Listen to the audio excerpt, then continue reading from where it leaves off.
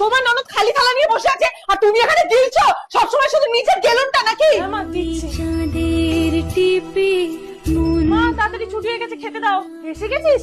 এনে আর খাবার নেই না? আরে আমার খিদে পাইনি, নষ্ট হয়ে যাবে তাই খাচ্ছিলাম। খা, খা, খা।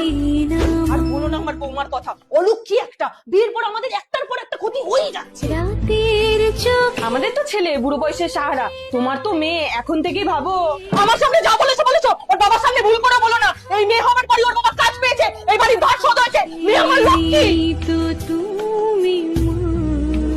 জঘন্য বউ একটা, কপাল এক কাপ চা দেওয়ার সময় হয় না। ও এসেছেন, ভালো কিছু বলতে না পারলেও মেয়ের কানে অত বিষ পড়বেন না।